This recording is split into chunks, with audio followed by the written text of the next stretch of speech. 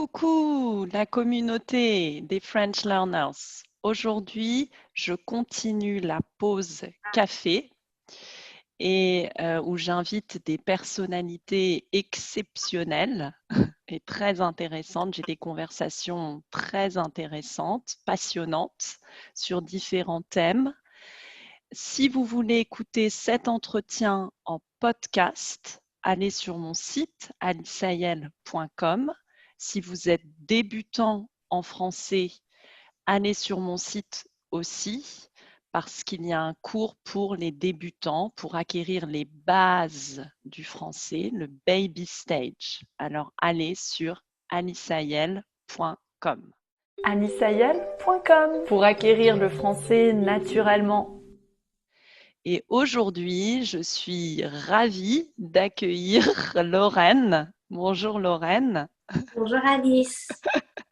Je suis très contente de te voir parce que normalement, Lorraine, nous nous voyons en juillet, à la fin du mois de juillet, à Agen. J'ai déjà beaucoup parlé d'Agen à la conférence pour les professeurs de langue. C'est là où nous nous sommes rencontrés, n'est-ce pas, Lorraine? Oui, il me semble que oui. Tu as Oui, raison. oui. Oui. Je m'en souviens, nous nous sommes rencontrés il y a quelques années et je me souviens que tu m'avais, quand nous nous étions présentés, comment tu t'appelles? Je pense que je m'en rappelle. Est-ce que tu veux que je dise la même chose cette fois-ci? Oui, je pense que ça va intéresser. Je pense que c'est ma présentation standard. Ça sera peut-être un peu différent d'il y a quelques années. Mais bonjour à tous et à toutes. Je m'appelle Lorraine, comme la région ou comme la quiche. Mais il ne faut pas me prendre pour une quiche. Je pense que ça mérite une explication parce que ceux qui nous regardent n'ont peut-être pas tout à fait compris. Oui. Alors, je m'appelle Lorraine et en général, quand je dis mon nom, les personnes imaginent que ça s'écrit L-A-U-R-E-N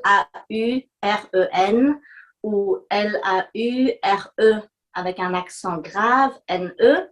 Et j'insiste sur la manière d'écrire mon prénom correctement.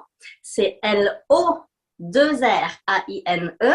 comme la région en France qui se trouve à l'est de la France, à droite, mais souvent, les personnes ne connaissent pas bien la géographie. Alors, quand je dis « Est-ce que tu connais la quiche Lorraine ?» Ils me disent « Ah oui !» Et là, ils savent écrire mon prénom correctement. Et voilà, c'est pour ça. Et il y a beaucoup d'expressions françaises où on dit je ne sais pas, il ne faut pas me prendre pour une... Toi, tu dis quoi? Une quiche, oui. Une quiche. Ouais. Ça veut dire... on ne dirait pas forcément une tarte, je pense, mais une quiche. Ce qui signifie... Écoute, je pense que c'est assez individuel. Il faut me prendre au sérieux. Je souris, je rigole. J'aime utiliser l'humour. Mais je suis une personne sérieuse aussi. J'ai le prénom d'une quiche ou la quiche a mon prénom. Mais je suis une personne à part entière et qui peut être sérieuse. Même si je sais que toi et moi, on rit beaucoup quand on est ensemble. C'est vrai, parce que en fait, quand on dit oh, t'es une quiche, enfin une quiche, ça signifie tu n'es pas très intelligent ou c'est parce qu'une quiche, bon, c'est une quiche quoi, c'est pas, ça n'a pas un cerveau. Exactement. Et d'ailleurs, j'avais fait une vidéo il y a longtemps sur la recette d'une quiche Lorraine, mais sans pâte. C'était une quiche très facile à faire et il n'y a pas la pâte. C'est juste, on met juste un peu de farine à la place et ça fait une quiche sans pâte. Super, j'irai voir la recette ou j'aimerais voir la recette, mais tu sais, l'ironie, c'est que je suis végétarienne et que dans la quiche lorraine, il y a de la viande. Donc, Voilà. Mais bon, une quiche, on peut faire une quiche végétarienne aussi, hein. On Oui, peut faire une quiche oui. à beaucoup de choses. On peut remplacer les lardons par des champignons. Il y a Ou on beaucoup peut de faire une variantes. quiche sans pâte. Voilà. Tout est possible. Mais tu m'avais aussi dit que tu t'appelais Lorraine parce que tu es née en Lorraine, n'est-ce pas? Exactement. Mes parents m'ont appelée Lorraine parce que je suis née en Lorraine. Et je suis si heureuse de ne pas être née à côté, en Alsace. Imagine appeler une petite fille Alsace. Alsace, Alsace. Ou Bretagne. La Bretagne, c'est une autre région de l'autre côté, dans l'ouest. Euh, donc, je suis vraiment, vraiment, vraiment contente. Mais je pense que tes parents ne t'auraient pas appelé Alsace ou Bretagne quand même, Lorraine, Mais hein. je pense que si, parce que tu sais, dans certaines cultures, mes parents viennent du Vietnam, on aime donner des prénoms géographiques. Ah, Comme pour, c'est un souvenir, c'est une manière d'honorer ou de commémorer certaines choses. Et comme ils ne parlaient pas bien français, hmm. ou pratiquement pas français, je pense qu'ils n'étaient pas conscients des prénoms qui existent et des prénoms qui n'existent pas. Mais Lorraine, ça existe, hein, parce que j'ai une Oui, amie qui s'appelle Lorraine comme toi. Ça s'écrit comme la région. Lorraine comme la région, Oui, comme oui, la quiche. et ça existe. Je veux dire que ce n'est Oui. pas euh, rare ou bizarre. Non, effectivement, heureusement qu'il y avait des personnes qui étaient avec mes parents, qui parlaient français et qui pouvaient leur dire oui, c'est un prénom qui existe.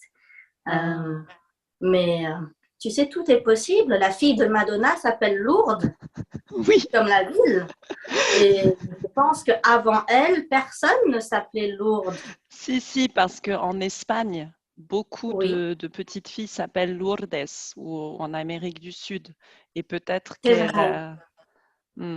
Mais est-ce que tu es d'accord avec moi que en français, quand on le prononce à la française, Lourdes, c'est un prénom un peu particulier parce que c'est l'opposé, c'est le contraire de léger. Donc, lourde, ce n'est pas le prénom typique pour une fille. Non, ce n'est pas en français, ça ne sonne pas bien. Et d'ailleurs, on peut d'ailleurs maintenant parler d'une autre expression française quand on dit à une personne, ah, tu es lourd, oh, tu es lourde. Ça veut dire, ça veut dire que la personne fait des blagues ou a de l'humour un peu gras, un peu lourd, un peu. Ce n'est pas très drôle en fait. Oui, ce n'est pas très, très élégant, on va dire ça comme ça. Voilà, voilà. Et aussi, tu sais, avant de regarder la télévision américaine, je ne savais pas qu'une personne pouvait s'appeler Paris. Ah, ah bon? Moi Comme, non plus, je ne oui, savais pas ça. mais oui, Quel- Paris comme Paris Hilton. Ah oui, Euh, donc, voilà, tout est possible. Donc, si, Alice, je suis désolée de te contredire, mais le risque était là que mes parents m'appellent Bretagne ou Alsace si j'étais née en Bretagne ou en Alsace. oui, le risque était bien là, mais heureusement, Oui, heureusement. tu es né en Heureusement, Lorraine. heureusement, j'ai le nom d'une quiche, d'une région, mais ça rime avec Rennes. Oui, Donc, je me console en me disant que ça sonne un peu comme quelque chose de royal. oui, oui, oui. Mais donc tu me disais que tes parents viennent du Vietnam, ils sont arrivés en France quand? Est-ce que tu peux nous parler un peu de Oui, ta alors, ils famille? sont arrivés en France quelques mois avant ma naissance. Ah, Oui, donc, je suis née en France, mais mon grand frère Lui n'est pas né en France, il est né au Vietnam. Et je ne sais pas si je suis censée dire l'année où mes parents sont arrivés en France, parce que si je donne l'année, tout le monde va pouvoir compter et va connaître mon âge. Je savais, Alice, que tu allais me demander de me présenter. En général, on dit « je m'appelle, j'ai X ans » et je me suis dit « est-ce politiquement correct? Est-ce recommandé pour une femme de parler de son âge publiquement? » Je ne sais pas. Écoute, Lorraine, tout le monde connaît mon âge maintenant parce que dans une vidéo précédente, j'ai eu un entretien avec Tina Arbour, qui est allemande, et elle m'a directement demandé mon âge. Et tu as répondu à la question? Oui, et après elle a dit « Oh, pardon !» Pourquoi? Après, elle s'est rendue compte que oui, normalement, on ne demande pas l'âge d'une femme, comme tu dis. Oui. Donc, mes parents sont arrivés en France. Je vais rester floue, je vais rester vague. Oui. Mes parents sont arrivés en France à la fin des années 90, des années 90. Ah oui, donc ça c'est très intéressant, Lorraine. Je suis nulle en mathématiques à la fin des années 80. Ah, je pensais que c'était tard, oui, 90. Là. Oui. Je ne voulais pas être méchante. Pardon, à la fin des années 80.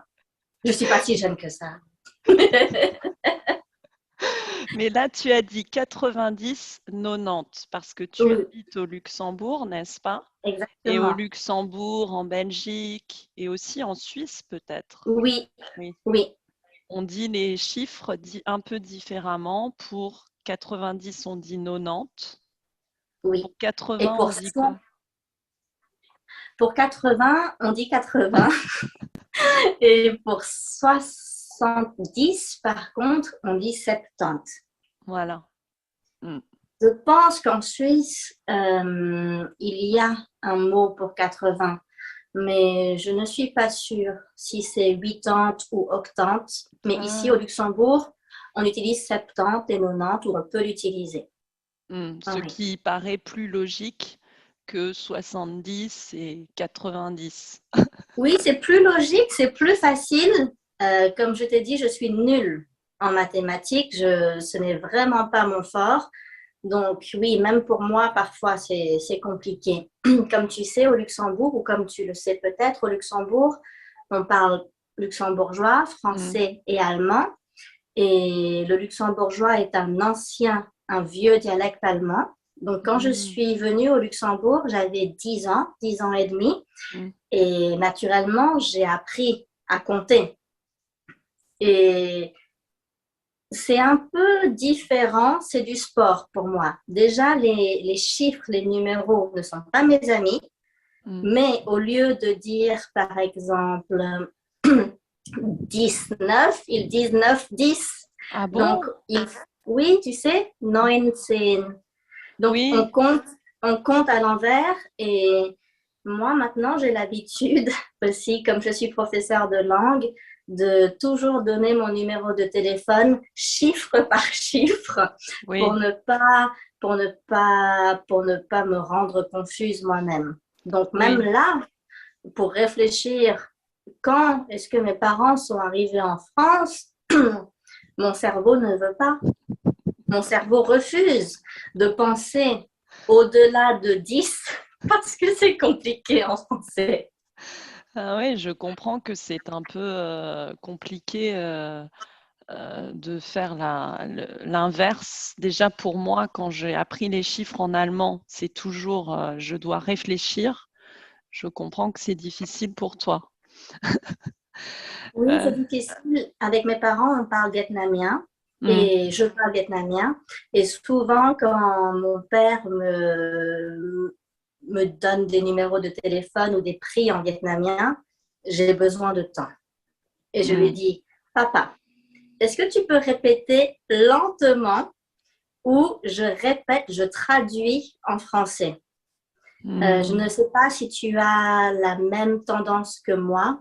les personnes qui parlent plusieurs langues, les polyglottes, souvent, on leur demande quelle est ta langue dominante? Quelle est la langue que tu parles le mieux? Et souvent, ils disent, oh, ça dépend. Oui, le français, l'anglais, c'est la même chose. Et je ne sais pas si c'est vrai. Alors, je leur demande toujours, mais quand tu comptes, Oui. tu comptes en quelle langue? Parce que j'ai remarqué que beaucoup de gens, beaucoup de personnes peuvent très bien parler une autre langue, mais quand il faut compter, ils vont toujours retourner à leur première langue. En tout cas, c'est mon cas. Je l'ai vu chez d'autres gens et j'étais curieuse si pour toi, c'était aussi le cas. Oui, tu as raison, tu as tout à fait raison. C'est les chiffres, ça donne, ça te dit oui. Moi, je pense en français, oui, ma langue dominante, c'est le français. J'ai toujours dit la même chose que toi, Alice, que je pensais en français, mais un jour, quelqu'un m'a dit, c'est impossible. Pourquoi? Parce que quand on pense, on ne pense pas en mots. Je ne sais pas si c'est vrai, mais par exemple, j'ai soif, alors dans ma tête, je vais imaginer un verre d'eau ou une tasse de thé, mais je ne vais pas verbaliser, j'ai soif, j'aimerais boire un verre d'eau. Tu Donc, as raison. c'était très intéressant. Cette personne m'a dit, on ne pense pas dans une langue. Quand on pense, c'est très abstrait. On pense en images, en concepts. Donc, Bien sûr. mais je sais que je rêve en français. Oui, moi aussi. Généralement, je rêve en français. Mais tu as raison pour les chiffres. Donc, on pense les chiffres, ce n'est pas abstrait, justement. Donc, Ouais. je pense les chiffres en français toujours. Oui. Même, ouais. On peut parler anglais, avoir une discussion en anglais, et tout à coup, il y a un numéro où il faut compter les personnes, et c'est comme notre zone de confort où c'est, je ne sais pas, c'est automatique. Tu as raison, et c'est très Donc, intéressant s'il te ça. plaît, ne me demande pas de te donner d'autres dates ou d'autres années aujourd'hui.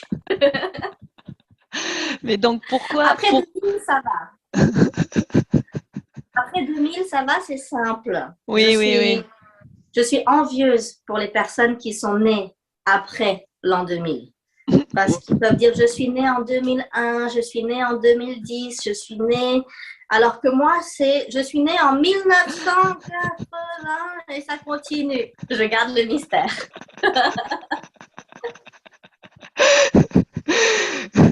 Mais donc, pourquoi est-ce que tes parents sont partis du Vietnam et sont Tu arrivés sais, en France? je pense que c'est comme beaucoup de personnes, le Vietnam, il y avait un régime de dictature en place où les communistes surtout étaient au pouvoir. Et pour mon père, qui était devenu papa assez jeune, il ne voulait pas élever des enfants dans un pays où ces enfants ne pourraient pas être libres. Donc pour lui, c'était comme une mission de déménager, de quitter son pays pour pouvoir donner une meilleure vie à ses enfants. Et pourquoi ils ont choisi la France? Parce que je pense que ceux qui nous Il regardent ne connaissent pas les connexions, les liaisons entre la France et y le a une Vietnam. connexion, effectivement. Le Vietnam a été une colonie française dans le passé, mais à vrai dire, pour être honnête avec toi, mes parents n'ont pas choisi la France. Ah, Mes parents auraient préféré aller en Amérique, aux États-Unis, donc, ou en Australie, ou au Canada.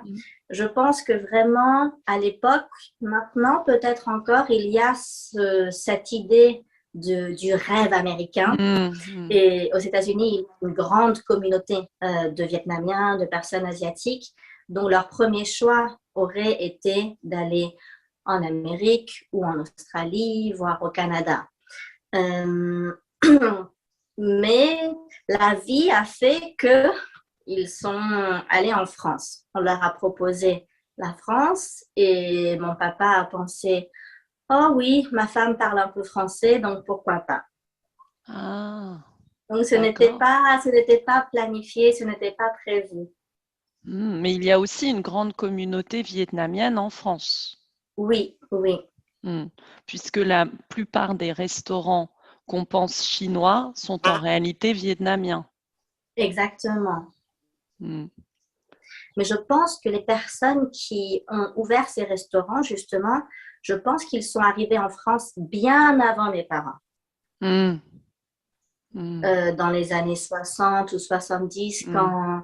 quand les relations entre la France et le Vietnam étaient peut-être plus, je ne sais pas comment dire, plus développées. Hmm.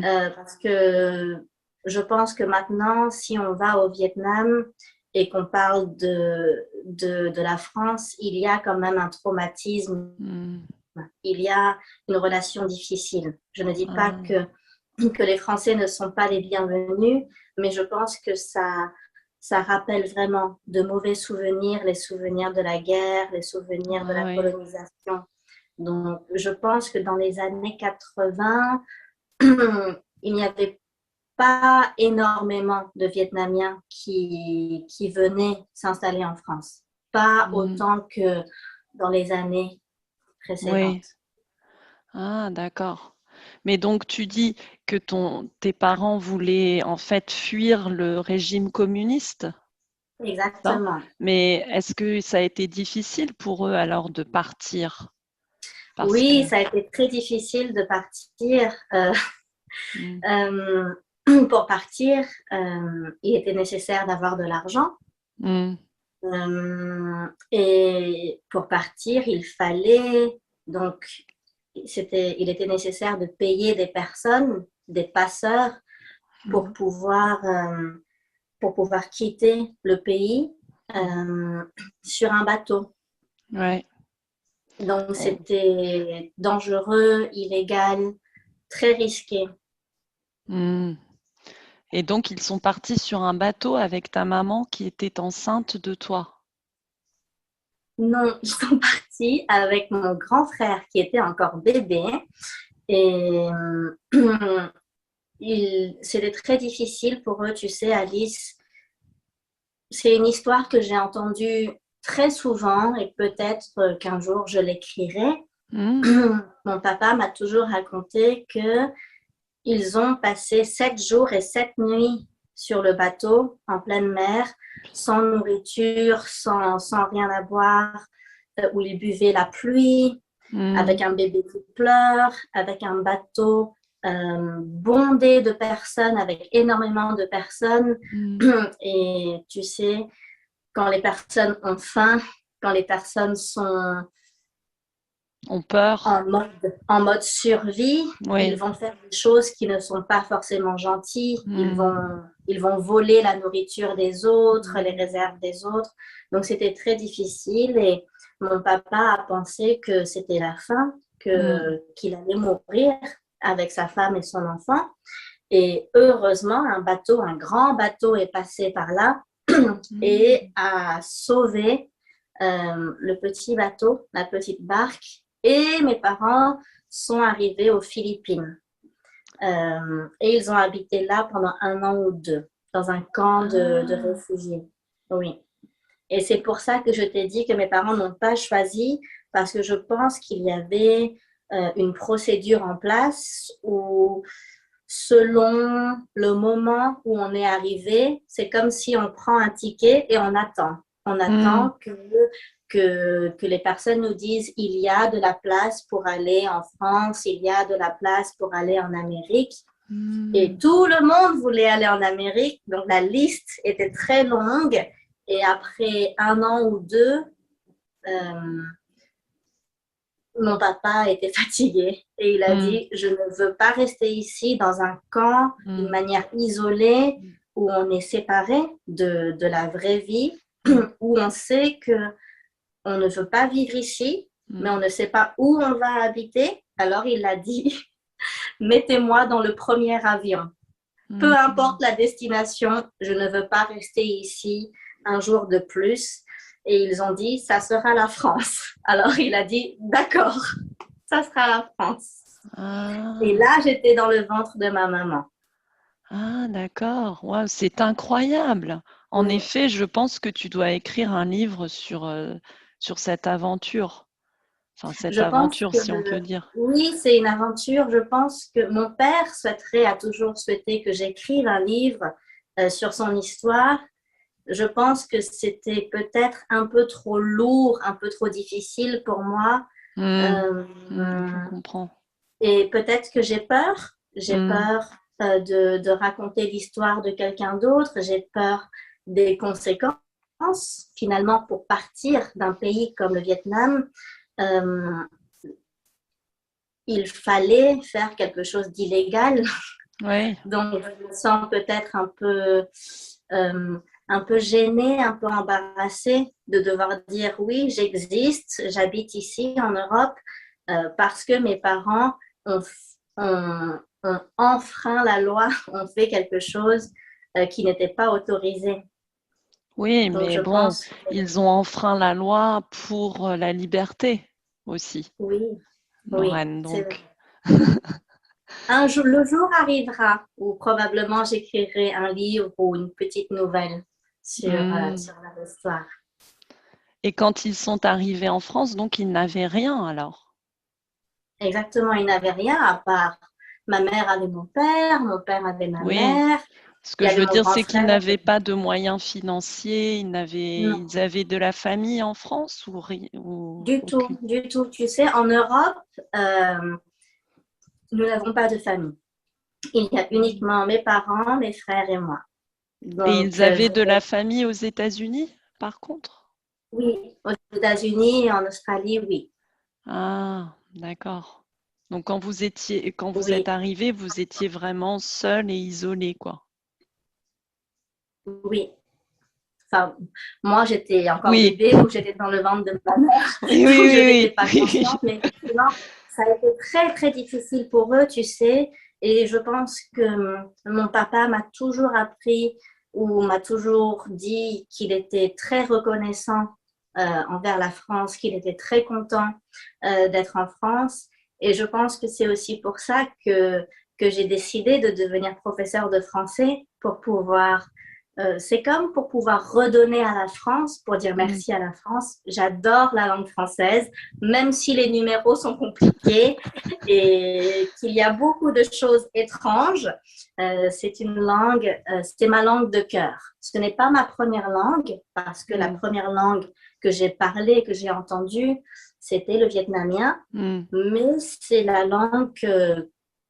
langue dans laquelle je compte, c'est la langue dans laquelle je rêve, j'appelle ça ma langue de cœur, c'est ma langue dominante. mm. C'est très émouvant ce que tu dis, Lorraine. Mais Euh, c'est vrai, c'est pour ça que je suis devenue professeure de langue et aussi parce que les langues rapprochent les gens. Tu sais, mm, je, je peux imaginer à quel point c'était difficile pour mes parents ou pour toute personne qui vient habiter dans un nouveau pays de ne pas comprendre les autres personnes, de ne pas pouvoir s'exprimer. Donc, j'ai la chance et l'honneur de partager mes connaissances de français avec des personnes qui arrivent au Luxembourg, qui ne mm, parlent ni français, ni allemand, ni luxembourgeois, ni anglais. Et je suis fière, je suis heureuse de les voir parfois, de voir mes étudiants 1 an ou 2 ans après me parler en français. mm. Et je me dis que, que je les ai aidés un peu. La France Ouais. a aidé les parents et moi, j'aide d'autres personnes à faire une nouvelle vie au Wow. Luxembourg. C'est très beau, oui. Merci. Et donc, tes parents, ils sont allés en Lorraine pour quelles raisons? Tu sais, je pense que tu poses de très bonnes questions et ça va m'aider à écrire le livre plus tard.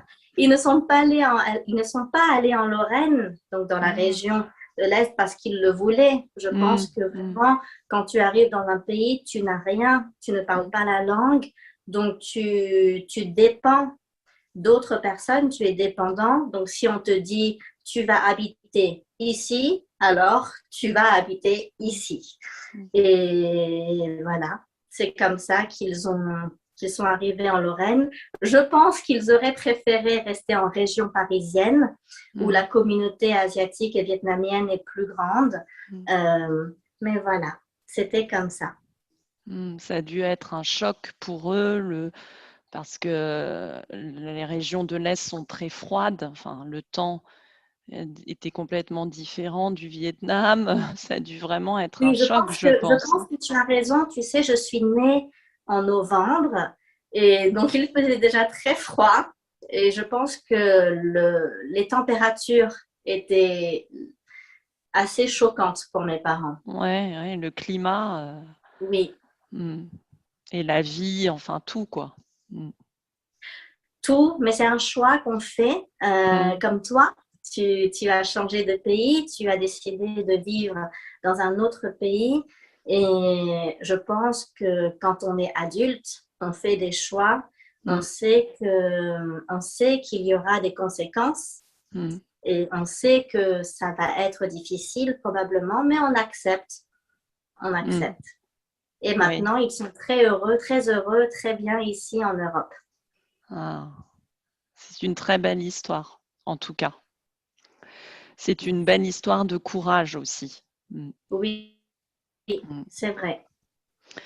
Et donc, toi, après, plus tard, tu es partie au Luxembourg. Et là, je me demande pourquoi, pourquoi C'est tu es pas moi partie qui au suis partie au Luxembourg, Luxembourg. Lorraine? Je réalise, grâce à toi, je réalise que dans ma famille, il y a beaucoup de choses qu'on fait, mais pas parce qu'on veut. Ah, Donc, comme je te l'ai dit, je suis née en Lorraine. J'ai grandi en Lorraine, c'est dans l'est de la France. J'ai grandi à Metz et c'est à 1 heure du Luxembourg. Donc, c'est assez proche de la frontière luxembourgeoise. Et comme beaucoup de Messins, d'habitants de Metz, mon papa travaillait au Luxembourg. Donc, tous les jours, le matin, il prenait la voiture pour aller au Luxembourg. Et le soir, il reprenait la voiture, il reprenait la route pour rentrer en France. Et il avait 3 enfants, mon grand frère, mon petit frère et moi. Et ma maman lui a dit, apparemment, tu n'es pas souvent à la maison, tu travailles, tu es dans la voiture, sur la route, c'est dangereux en hiver, il y a beaucoup de trafic. Je pense que ce serait une bonne idée si on allait habiter au Luxembourg. Voilà. Et la vie a fait qu'on est allé habiter au Luxembourg, ma famille et moi. ah, d'accord. Moi, je pensais que c'était beaucoup plus tard que tu étais partie seule au Luxembourg, en Non, fait, après. non, du tout, du tout, du tout. Mes parents sont vietnamiens, je suis née en France, j'étais française et je suis devenue luxembourgeoise. Je dis toujours que je suis luxembourgeoise d'adoption. Je ne sais pas si tu connais le Luxembourg, mais c'est un pays très multiculturel avec beaucoup d'expatriés parce que beaucoup de compagnies internationales sont ici comme Amazon, Microsoft ou autres. Et j'ai perdu le fil. Qu'est-ce que je voulais dire? J'ai oublié. Tu Qu'est-ce que je disais que disais? tu étais luxembourgeoise d'adoption. Ah oui, et donc je rencontre beaucoup d'expatriés, beaucoup d'étrangers. Je leur donne des cours de français ou de luxembourgeois et ils me disent alors, tu viens de quel pays? Je leur dis je suis un produit local. Je suis d'ici, mais je ne suis pas d'ici. C'est toujours compliqué quand on me demande d'où je viens. Alors, je dois dire, mes parents viennent de là, mais je suis née là, et ensuite j'ai déménagé, je suis venue là. Et je ne choisis pas, je suis tout ça en même temps. Je suis vietnamienne, je suis française et je suis luxembourgeoise. Donc maintenant, tu sais, maintenant tu connais la vérité, Alice. Donc, je suis au Luxembourg depuis que j'ai 10 ans et demi. Ah, d'accord, d'accord, je comprends mieux maintenant. Donc, tu parles parfaitement, couramment le luxembourgeois et aussi l'allemand? Parfaitement, Parfaitement, je n'ai pas envie de dire parfaitement. Oui, oui. Comme beaucoup de personnes, je suis perfectionniste, mais oui, je parle couramment, je parle quotidiennement luxembourgeois. L'allemand, je l'ai appris à l'école, donc je le comprends. Je peux dire que je le comprends parfaitement, mais je ne le parle pas parfaitement parce que je ne le parle pas souvent.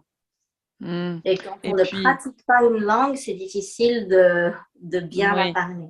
Et puis, tu disais que le luxembourgeois est un dialecte allemand, en fait. Oui, un ancien dialecte allemand.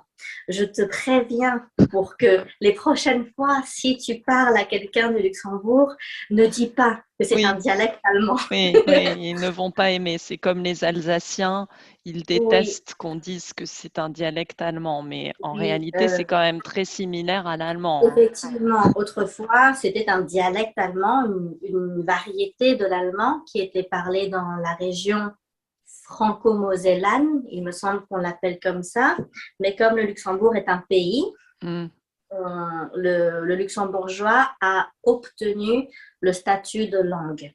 Donc, c'est une langue, mais très, très proche, très similaire à l'allemand et au néerlandais. Ah oui, bien sûr. Oui. Donc, quand tu parles allemand ou quand tu veux parler allemand, je pense que tu as peut-être des mélanges avec le luxembourgeois, c'est ça? Exactement, c'est mon problème. Le Luxembourg est un pays, un tout petit pays qui est coincé, qui est bloqué entre l'Allemagne, la Belgique, la France. Donc, dans la langue luxembourgeoise, il y a des mots ou des influences allemandes, mais également des mots ou des influences françaises. Et il y a aussi des mots typiquement luxembourgeois. Alors, c'est vrai que quand je parle allemand, je me base sur la langue luxembourgeoise, mais parfois, c'est très différent. Donc, c'est difficile pour moi. Je ne retrouve pas les mots. Oui, je comprends. Et on parle, donc le Luxembourg aussi en France est connu comme un paradis fiscal en fait. Hein, tu dis qu'il y a des grandes compagnies américaines qui sont là au Luxembourg parce que c'est un paradis fiscal. Il y a aussi beaucoup de banques. Oui, je sais. Exactement. Je pense que c'est l'occasion pour moi de dire aux gens qu'il y a d'autres choses au Luxembourg. Il n'y a pas que des banques, il n'y a pas que de grandes compagnies multinationales. Non, c'est un pays très riche culturellement. Beaucoup de touristes viennent ici pour faire de la randonnée. Il y a des lacs, il y a des forêts, il y a des villes naturellement. C'est un pays qui est petit, mais très riche. Donc, c'est vrai qu'à chaque fois que je dis « je viens du Luxembourg », je sais que la personne à qui je parle va me dire « ah, le paradis fiscal » ou « ah, il y a beaucoup de banques ». Oui, mais c'est un pays, il y a d'autres choses à voir, d'autres choses à faire. Où les personnes vont penser « ah, toi, Lorraine hein ?» Oui, et la troisième chose qu'on me dit, c'est « ah, tu gagnes bien ta vie ». Et je ne sais pas si tu sais, mais parfois, il y a des articles qui sont publiés en ligne sur Internet ou dans les journaux où le salaire des professeurs en Europe sont comparés. Donc, et à chaque fois, le Luxembourg est en haut de la liste. Alors, les gens disent « ah, tu es professeur, tu es riche ». Avec, je ne sais pas, peut-être de la jalousie, mais surtout, j'ai l'impression que je ne sais pas pourquoi, Alice, mais j'ai un peu honte et après, j'ai besoin de me justifier, de dire oui, c'est vrai, le salaire est haut et élevé, mais pour être professeur au Luxembourg, il faut parler luxembourgeois, allemand, français et anglais. Donc, il y a des compétences à avoir. Et aussi, la vie est très chère, Alice. Donc, pour avoir un appartement, pour pouvoir manger, aller au restaurant, les prix sont très, très, très élevés. Donc, naturellement, les salaires aussi, en conséquence, sont Bien très sûr. élevés. Je pense que beaucoup de gens oublient ce facteur quand ils parlent des salaires ou quand ils… Je sais que moi, maintenant, j'habite au Portugal et beaucoup de Portugais veulent aller en France parce qu'ils pensent qu'ils vont mieux gagner leur vie. Mais à chaque fois, je leur dis, attention, oui, le salaire est plus élevé en France, mais la vie est aussi plus chère en France qu'au Portugal. Oui, Donc, il faut exactement. il faut faire la balance, comme on dit, enfin, c'est un peu un anglicisme. Il faut L'équilibre, oui. euh, pour savoir si vraiment ça vaut le coup, en fait. Est-ce que Mais tu as tu… raison, tu as raison. C'est Mm, comme quand je te disais que pour beaucoup de personnes étrangères, pour beaucoup de personnes asiatiques ou mm, vietnamiennes, les États-Unis d'Amérique mm, sont un rêve. On pense que si on va en Amérique, on va devenir riche, on mm, va avoir beaucoup d'argent. Mais la vie est plus chère en Amérique qu'en Asie. Donc, mm, c'est vrai que parfois, tu sais, en général, tous les 2, 3 ans, je retourne au Vietnam pour mm. rendre visite à ma famille. Et à chaque fois, il y a des personnes qui vont me demander, est-ce que c'est vrai que tu gagnes beaucoup d'argent? Et je leur dis, oui, je gagne plus d'argent que toi, mais la vie est très chère. Mm, Donc, à la fin du mois, il ne me reste pas beaucoup d'argent. mm, Donc, les gens pensent euh, que je suis riche ou que les luxembourgeois sont riches. Certains le sont, mm. d'autres non.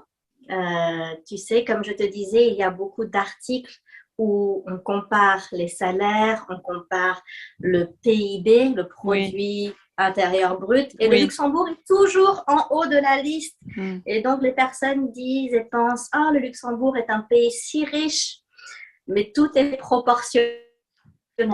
Tout est Bien sûr. proportionnel. C'est un petit pays, il y a moins de personnes. Donc, quand on fait les calculs, ne me demande pas de faire des calculs.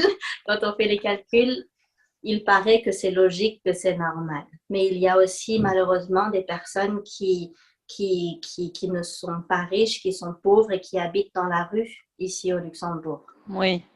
Parce qu'on pense aussi, oui, qu'il n'y a pas de pauvres au Luxembourg, en fait. Et oui, il y a aussi des pauvres au Luxembourg. Il y a aussi de la pauvreté. Mm. Oui, comme partout, Oui. malheureusement. Mm. D'accord, c'est vraiment très intéressant, Lorraine. Donc, tu dis que tu es professeur de langue. Maintenant, on va Oui, aborder le thème des langues. Et on s'est rencontrés à Agen parce que tu enseignes aussi avec l'approche de l'input compréhensible. Comment est-ce que tu as découvert cette approche? Parle-nous un peu de ton expérience en tant que professeur de langue. Est-ce que tu as commencé à enseigner avec la méthode qu'on appelle traditionnelle ou classique, ou est-ce que tu as tout de suite démarré avec l'input compréhensible? Hmm. Non, je pense que j'ai commencé avec la méthode traditionnelle, Mm, euh, avec des livres quand j'ai commencé à donner cours dans les écoles. euh, j'avais peur de ne pas bien faire, j'avais mm, peur de, d'oublier quelque chose. Donc, avoir un livre, avoir un manuel, c'est rassurant pour le jeune professeur. Donc, j'ai commencé à enseigner de manière très traditionnelle. Et j'aimais beaucoup aller à des formations, des ateliers. J'adore apprendre. Alors, je suis allée en Belgique, à Liège. Il y avait une conférence internationale des professeurs de français. Donc, j'ai pensé, ah, ça m'a l'air intéressant. Alors, j'y suis allée. Et il y avait une liste d'ateliers, de conférences qu'on pouvait voir. Et il y en avait une qui m'a particulièrement intéressée. Et tu connais la personne qui a donné cette présentation, c'est Alike Last, mm. qui m'a impressionnée. Ce n'était pas du tout ce à quoi je m'attendais. Euh, je pensais que c'était pour enseigner les langues avec des histoires, comme prendre des livres qui existent déjà et lire les histoires avec les étudiants, avec les élèves. Et non, pendant 1 heure, Ali Kelast a parlé, a donné cours en... C'était une langue africaine. Ah bon? Je me demande même si ce n'était pas peut-être l'arabe, je ne sais pas, l'arabe du Soudan, je ne sais plus, mais oui, et j'étais impressionnée qu'après 1 heure, je connaissais des mots, je comprenais certains mots, et je suis restée en contact avec elle, et elle est devenue comme mon mentor. Elle m'a formée, elle m'a enseigné, elle m'a montré euh, la méthodologie de l'input compréhensible. Et voilà, c'est grâce à elle que j'ai découvert un nouveau monde. Et c'est aussi elle qui m'a parlé de la conférence annuelle à Agen où je t'ai rencontrée. Ah, d'accord. Je ne savais pas que c'était Annick qui t'avait montré la voie. Euh, C'est elle qui m'a montré la voie. j'ai fait justement aussi une interview, un entretien avec Annick il y a longtemps. Il y a une vidéo que je mettrai dans la description. Annick est hollandaise. Et Et elle enseigne le français, tu sais, et elle parle très bien français. oui. Donc, voilà. Ah, très bien. Donc maintenant, tu Mais après, continues. Oui, oui, mais après, tu sais, c'était compliqué parce que c'est oui. comme si j'avais découvert une nouvelle manière d'enseigner et d'apprendre les langues, mais je travaillais dans une école et les écoles en général sont très carrées, très strictes, très traditionnelles. Alors, je ne savais pas comment faire. Est-ce que je peux changer du jour au lendemain? Les élèves vont se demander qu'est-ce qui se passe. Et c'était compliqué pour moi. C'était comme une crise identitaire. C'est comme si je voyais qu'il y avait une méthode efficace pour enseigner et pour apprendre les langues, mais que les autres professeurs, les élèves n'étaient pas habitués à cette méthode. Et je pense que c'est naturel, il est naturel que les personnes préfèrent rester dans leurs habitudes et se dire non, non, je ne veux pas de nouveautés, j'ai peur. Et donc, j'ai commencé à... Je ne savais pas comment faire. J'essayais de mélanger les deux, de faire des cours traditionnels, mais aussi d'ajouter de l'input compréhensible. Et je pense que je ne sais pas comment, mais je suis devenue un peu comme la professeure hippie de l'école et j'ai essayé de parler à d'autres professeurs, mais voilà, comme je t'ai dit, il est plus facile de rester, de suivre ses habitudes. Donc au final, comme je ne trouvais pas, oups, pardon, au Oui. final, comme je ne trouvais pas ma est faible. Au final, comme je ne trouvais pas ma place, j'ai décidé de partir et d'enseigner à mon compte, à ma façon. Ah, Est-ce d'accord. que tu m'entends, Oui, oui, Alice? oui, oui, oui, oui. Donc tu es partie. D'accord, tu es partie du système. Oui, Donc en fait, au Luxembourg, oui, je suis partie du système. Donc en fait, au Ça, Luxembourg, on dirait que c'est une secte. Tu es partie du système? Oui, j'ai quitté la communauté des professeurs traditionnels. non mais ce que je voulais te demander, c'est que On si peut voir ça comme ça. oui, au Luxembourg, donc la méthode encore est très traditionnelle pour enseigner les langues. Oui, oui, Mm. oui. Malheureusement, on parle beaucoup de langues au Luxembourg, mais on s'inspire beaucoup de nos voisins français, de nos voisins allemands, et il y a beaucoup de pression, beaucoup de stress sur les épaules des élèves, des étudiants, parce que on a l'attente que les élèves à la fin de l'école parlent français parfaitement comme des Français et parlent allemand parfaitement comme des Allemands. Et naturellement, c'est impossible. Et à la fin, les élèves, les étudiants ne parlent pas super bien français et ne parlent pas super bien allemand. Voilà. Mais quelle est la langue d'instruction à l'école? C'est très compliqué. Oui. Il y a plusieurs types d'écoles. Tu as les écoles publiques et tu as les écoles privées. Oui. Donc, dans les écoles privées, il y a des écoles privées anglophones, francophones. Et dans les écoles publiques, si je ne me trompe pas, parce que les choses changent, tu sais, si je ne me trompe pas, à l'école primaire, pour les petits, les enseignants parlent luxembourgeois et la première langue étrangère que les élèves apprennent, c'est l'allemand. Je pense qu'ils apprennent ça la deuxième année du primaire. Donc, ils apprennent à écrire, à lire et à écrire en allemand. Et les cours d'allemand, en général, en principe, sont donnés en allemand. 1 an plus tard, les petits élèves apprennent le français. Et en général, la langue d'instruction, c'est le français. Donc, voilà pour l'école primaire.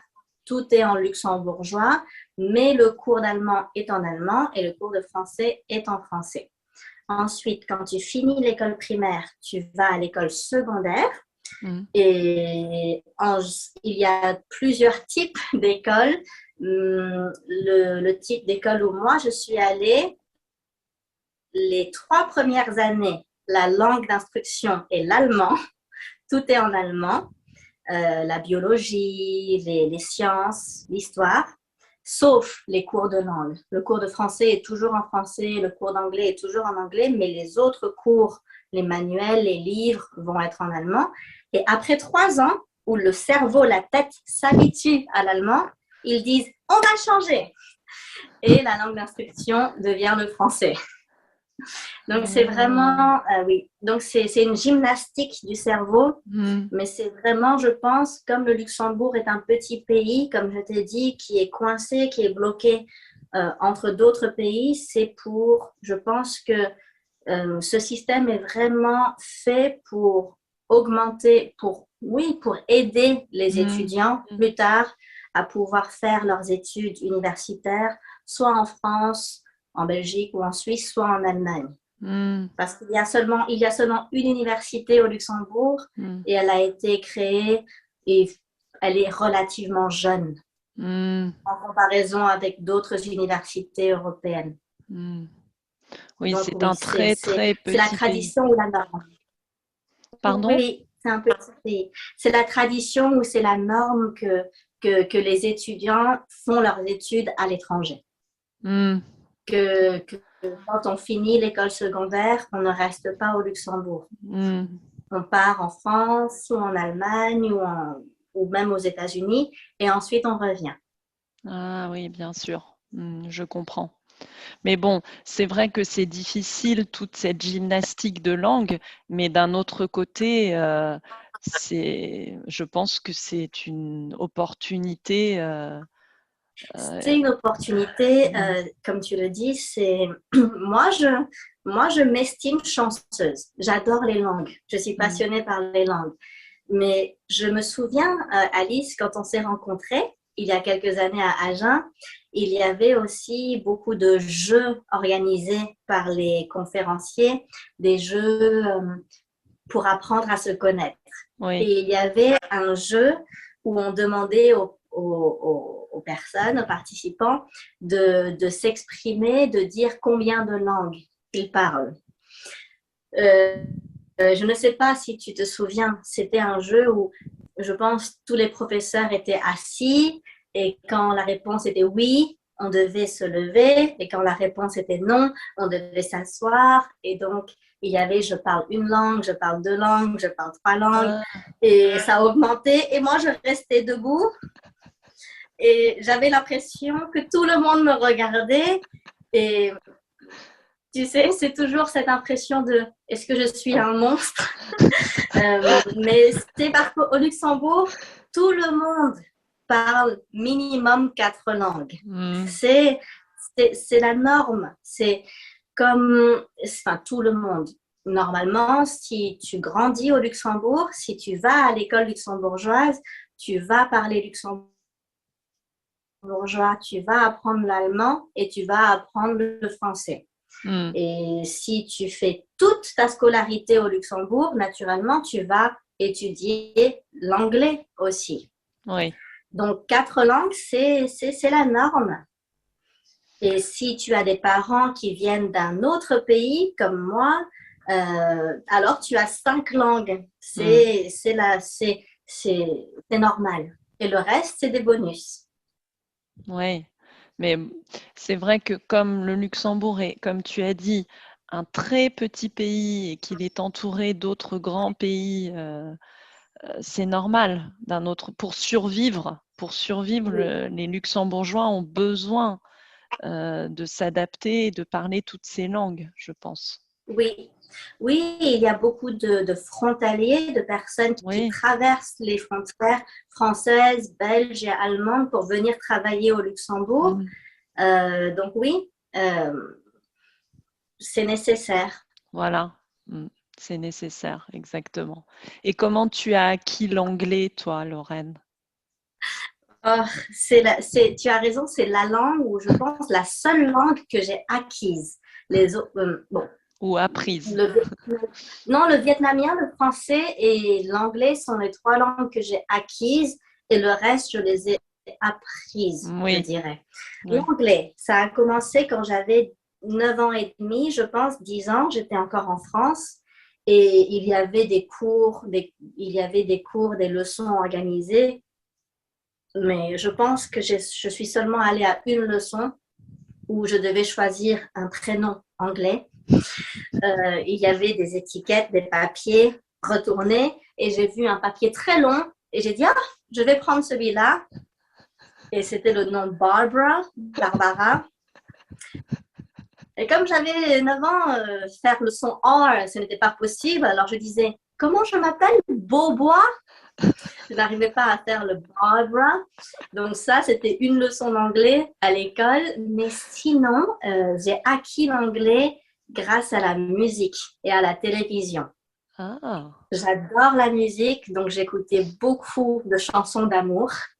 mm, Et il y avait des magazines, à l'époque, il y avait des magazines avec les paroles, les textes des chansons. mm. Donc je pouvais écouter les chansons à la radio, à la télévision, et j'avais les paroles, les textes.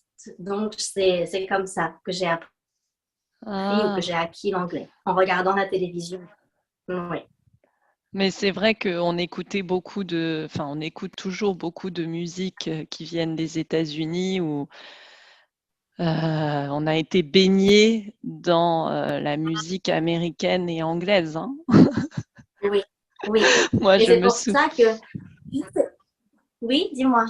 Non, non, je disais que C'était je me souviens encore, par exemple, de la chanson Close Your Eyes, Give Give me me your your hand. hand. Oui, on apprend comme ça et je te disais que c'est quand même comique, c'est quand même amusant et rigolo de voir une petite fille de 9 ans avoir un vocabulaire développé, mais Mm. seulement sur le thème de l'amour. Don't break my heart, euh, des choses comme ça, tu sais. Donc, je ne pouvais pas dire bonjour, je ne savais pas compter, mais je pouvais dire des choses comme I love you so much, I miss you, unbreak my heart. Je savais dire ce genre de choses et c'est assez comique. Et aussi, tu sais, comme mes frères aussi ont appris l'anglais, mais pas forcément comme moi, ils n'ont pas forcément cet intérêt pour la musique et la télévision américaine. Ils ont appris l'anglais à l'école Mm. et c'est très amusant parce que mes frères, quand ils parlent anglais, ils ont l'accent britannique. Parce qu'à l'école, on enseigne l'anglais britannique Mm. Mm. et moi, j'ai l'accent américain parce que c'était le premier contact que j'ai eu avec la langue anglaise. Donc souvent, on me dit, comment ça se fait? Comment c'est possible que tu parles comme ça? Ou pourquoi tes frères ont l'accent britannique, mais toi non? Ah oui, mais moi, c'est parce que j'ai appris avec les chansons d'amour et MTV. MTV. Oui, merci MTV. Ah, bah, c'est très bien. Oui, c'est vrai qu'avec les Tu chansons, rigoles, mais c'est vrai, mm, Alice. Mais par exemple, moi, on écoutait les Ouais. chansons, mais au bout d'un moment, on inventait quand même beaucoup de. Par exemple, je connaissais les 2 premières phrases de Close Your Eyes, Give Me Your Hand, et après on était là, tin, tin, tin. On disait n'importe quoi, hein, en fait, parce qu'on ne comprenait pas, Oui. ce n'était pas compréhensible. Ce n'est pas compréhensible, effectivement. Mais je pense que les mots qui se trouvent, qui sont à la fin des phrases,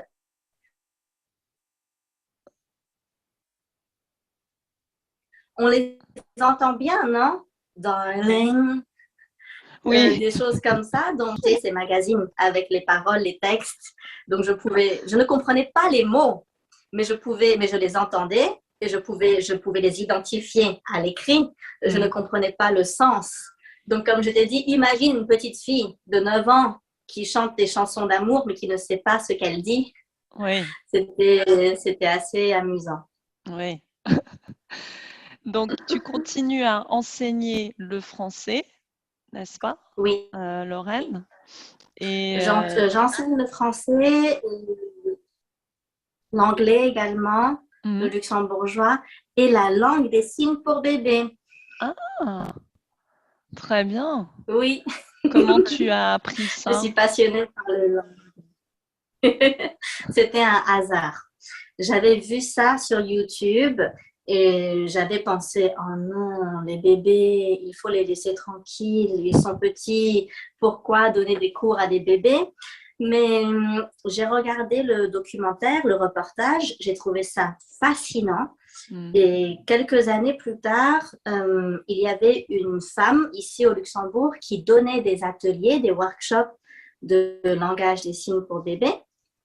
Et la vie a fait qu'elle devait quitter le Luxembourg et elle cherchait une personne pour pouvoir rendre son business. Alors, je lui ai parlé, et ensuite elle m'a formée, elle m'a donné des cours pour que Mmh. moi, je puisse continuer à donner des ateliers de langage des signes pour bébés au Luxembourg. Waouh, c'est génial. Donc je vais Oui, mettre le c'est... site. Tu as un site, Lorraine? Tu as Oh un là site là, Alice, si tu savais. pour mettre J'ai ton deux sites contact? et tu sais quoi? J'ai deux sites, mais tu sais quoi? Ils ont été piratés tous les deux, Oh, hackés tous les deux.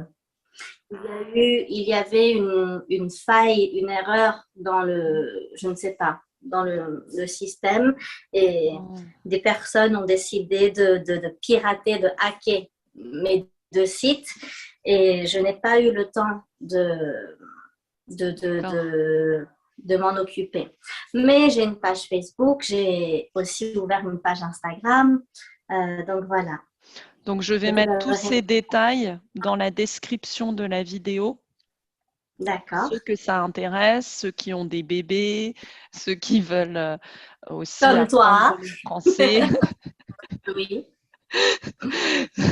ou apprendre, acquérir une langue avec toi, ils peuvent te contacter comme ça. C'est très bien. Merci Alice, c'est gentil. On a beaucoup parlé là, Lorraine, et c'était vraiment captivant, fascinant. Enfin, je n'ai pas de mots Merci pour. Alice. J'ai beaucoup aimé cet entretien et j'ai beaucoup appris aussi parce que je me rends compte que je ne te connaissais pas si bien, Lorraine. Non, mais moi non plus, je ne te connais pas si bien que ça. Mais merci en tout cas, Alice. Merci pour. Attends, je ne sais pas si tu m'entends parce qu'il y a un avion Oui, oui, oui, oui. qui passe au-dessus de mon appartement. Je voulais te remercier de m'avoir invitée. J'étais très, très heureuse quand j'ai lu ton message, ton invitation. Il y a tellement de choses que je peux te raconter. Il y a aussi Ouais. tellement de choses que je veux savoir de toi. Parce que tu m'as posé des questions, mais moi aussi, j'aimerais te poser des questions. Et je suis sûre que beaucoup de personnes aimeraient connaître Alice Ayel quand elle n'est pas professeure. Donc, Oui, mais là, le but si de tu veux cet bien, entretien, Lorraine, le but de cet entretien, c'était sur toi. oui, si tu veux bien, ça me ferait très plaisir de faire un entretien avec toi où les rôles seraient inversés Ouais. pour que tu puisses aussi partager qui tu es avec moi et avec d'autres personnes parce que je me sens un peu gênée. Tu connais beaucoup de choses sur moi maintenant et moi, je ne connais pas tant de choses sur toi. Donc, on verra, on en reparlera. Mais en Oui, tout je cas, pense merci que beaucoup c'est une pour bonne idée, l'invitation. Lorraine. Pourquoi pas un futur entretien où on inverse les rôles? Très bonne idée. Et je voudrais aussi encore te poser des questions sur le langage des signes des bébés. Ça m'intéresse là beaucoup. Mais bon, après, ça va être trop long et donc on va arrêter maintenant. Je Oui, il voudrais, n'y a pas de problème. je On reste en voudrais, contact. oui. On reste en contact, quoi qu'il en soit. Et je voudrais terminer sur un mot de la fin ou si tu as un livre à recommander, un mot de la fin. Je Une n'ai pas de livre citation, à je ne sais pas. recommander, mais j'ai une citation, Oui. parce que je sais que tu aimes les citations comme moi. Euh, J'aime le proverbe qui ne tente rien n'a rien. Ah, Donc, qui n'essaye pas ne peut pas réussir. Donc, pour réussir à parler une langue, une autre langue, il faut essayer, il faut oser, il faut prendre des risques et il ne faut pas avoir peur de faire des erreurs. Il ne faut pas avoir peur d'être ridicule. mm. Donc, ce serait mon conseil pour ceux qui nous écoutent, Mm. d'essayer, d'oser. J'aime beaucoup ce proverbe, je l'avais oublié et c'est un très bon proverbe. Qui ne tente rien n'a rien. Excellent. Très bien, je vais même l'utiliser avec mes élèves là, hein, dans mes cours. Merci Lorraine. Très bien. Il n'y a pas de copyright, Alice. Vas-y. Je t'en prie. Merci à toi. Merci pour ton invitation, vraiment. Merci beaucoup Lorraine et merci d'avoir accepté de partager des histoires de famille et ton histoire. Merci beaucoup à toi. Merci. Merci à toi de Mettez dans m'avoir les écouté. commentaires. Oui, merci. Et je pense que ceux qui nous regardent, qui nous écoutent vont adorer cet entretien. Mettez dans les commentaires si vous avez des origines vietnamiennes aussi, parce que je crois qu'il y a une personne qui a déjà commenté qui est d'origine vietnamienne. Donc, mettez-le dans les commentaires. Mettez dans les commentaires si vous connaissez le Luxembourg, si vous avez aimé cet entretien. J'aime beaucoup lire vos commentaires et j'essaye toujours de répondre. Alors, merci beaucoup, Lorraine, et à bientôt. Au revoir. Merci à toi, Alice. À bientôt. Au revoir.